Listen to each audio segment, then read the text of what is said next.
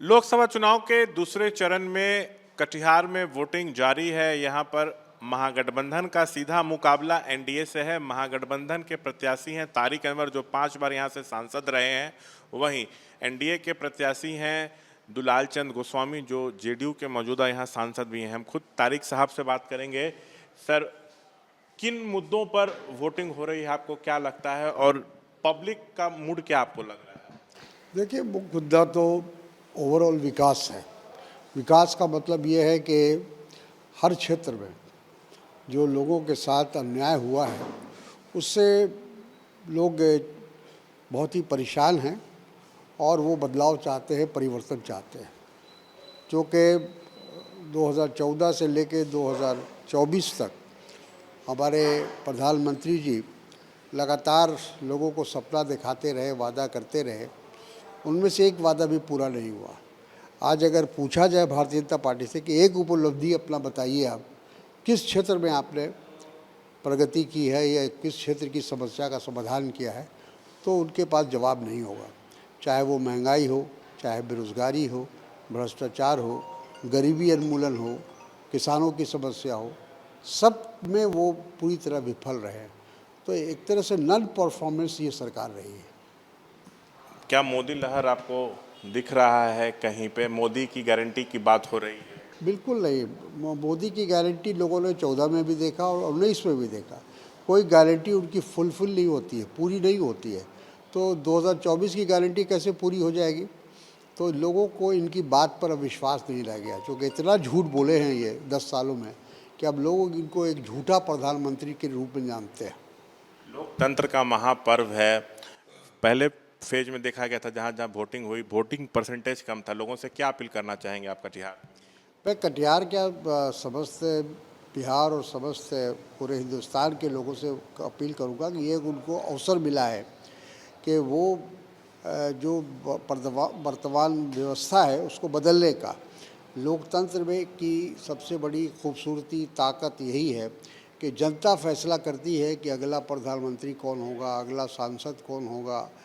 तो इसलिए ये एक मौका मिला है 10 साल के बाद लोगों को, और परिवर्तन चाहिए। क्योंकि लोग, हर आदमी त्रस्त है, गरीब हो अमीर हो, सभी लोग त्रस्त हैं इस बात से कि जो महंगाई है उससे मिडिल क्लास ख़ास तौर पर बहुत परेशान है, लोअर मिडिल क्लास बहुत परेशान है। तो इन चीज़ों को लेकर मैं समझता हूँ कि चुनाव का यही मुद्दा है। हालांकि भारतीय जनता पार्टी ने इसको एक सांप्रदायिक कलर देने की कोशिश की थी, लेकिन उसमें मेरा ख्याल है कामयाबी नहीं मिली। लोग उनकी चाल को समझ रहे हैं। जो सीमांचल के जिन 3 जिलों में वोटिंग हो रही है, कटिहार, पूर्णिया, किशनगंज, ये मुस्लिम बहुल इलाका है। नहीं, ऐसा नहीं है कि बहुल है। हम लोग यहाँ कटिहार में भी माइनॉरिटी में हैं। हम यहाँ हिंदू भाई ज़्यादा संख्या उनकी। हाँ, लेकिन ये आप कह सकते हैं कि ये पूरा इलाका एक मिक्स पॉपुलेशन है। हर वर्ग का समर्थन है आप? बिल्कुल। हम अगर चुनाव जीतेंगे तो सबके समर्थन से जीतेंगे। एक आखिरी सवाल सर, क्या लगता है कि ध्रुवीकरण की राजनीति की कोशिश हुई बीजेपी के तरफ से? पीएम मोदी का भी बयान आया राजस्थान में कि कांग्रेस अगर सत्ता में आती है तो जो देश की संपत्ति है उसको घुसपैठिए और जिनके अधिक बच्चे हैं उनके बीच बांट सकती है। सो मनमोहन सिंह की जब सरकार थी तो उस समय कहा भी गया था कि देश की संपत्ति संसाधन पर पहला अधिकार अल्पसंख्यकों का है। सो इनका घोषणा पत्र भी ये कहता है कि माता बहनों के जो सोने हैं उसके बारे में हम लोग जानकारी लेंगे, उसको बांट सकते हैं। सो ये अर्बन नक्सल वाली सोच है, ये लोग मंगलसूत्र तक नहीं छोड़ेंगे। क्या मुद्दों से चुनाव भटक गया है? बिल्कुल भटकाने की कोशिश हुई है, भटका नहीं है। लोग इस बात को अच्छी तरह समझते हैं कि जब जब भारतीय जनता पार्टी या मोदी जी अपने आप को कमज़ोर महसूस करते हैं तो वो ध्रुवीकरण की राजनीति शुरू कर देते हैं। क्योंकि उनके पास यही एक कार्ड है अंत में कि वो हिंदू मुसलमान चुनाव को कर दे ताकि उसका लाभ उनको मिल जाए।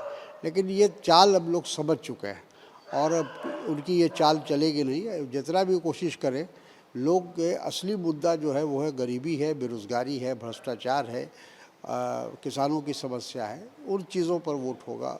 महिलाओं के साथ जो दुर्व्यवहार हुआ उस पर चुनाव होगा। तो ये थे तमाम मसलों पर बातचीत करते हुए कटिहार से महागठबंधन के प्रत्याशी तारिक अनवर साहब। कैमरा पर्सन पंकज के साथ शशांक कुमार, एबीपी न्यूज़ कटिहार।